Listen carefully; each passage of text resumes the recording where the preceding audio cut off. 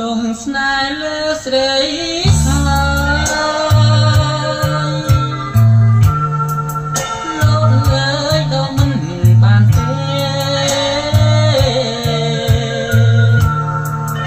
លងនេះគឺលងខំគេលងស្នេហ៍លើស្រីក្រ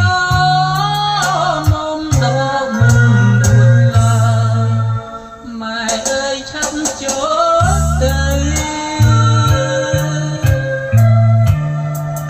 ចូលស្ដីស្រីទុកហើយហើយទុកយូរទៀតមិនបានឡើយក្រែងលោកគេឆំយក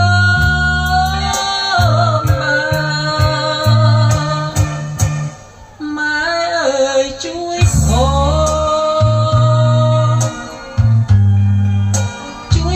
ងណាអ្នកម្ដា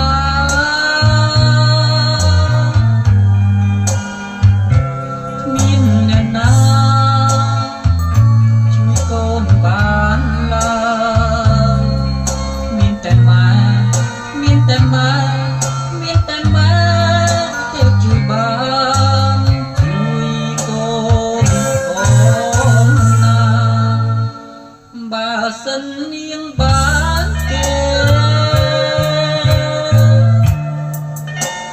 មិនរត់ទេម៉ែអើយព្រួញស្នេហ៍ដល់ជ្រៅទៅហើយ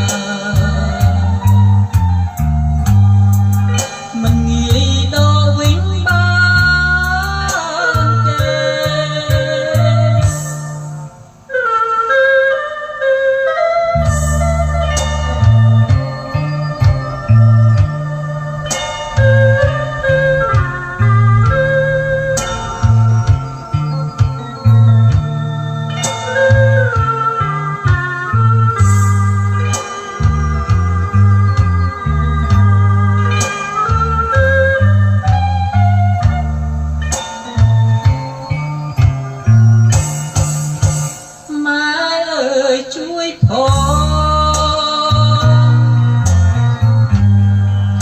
ជួយផងណាអ្នកម្ដា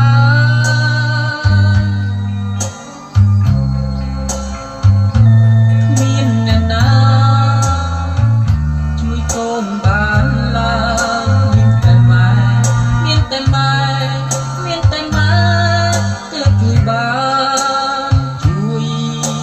កូនផងណាបើសិននាងបានគេ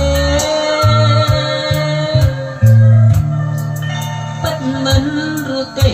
ម៉ែអើយព្រួញស្នេហ៍ដល់ជ្រៅទៅហើយមិនងាយដល់វិញ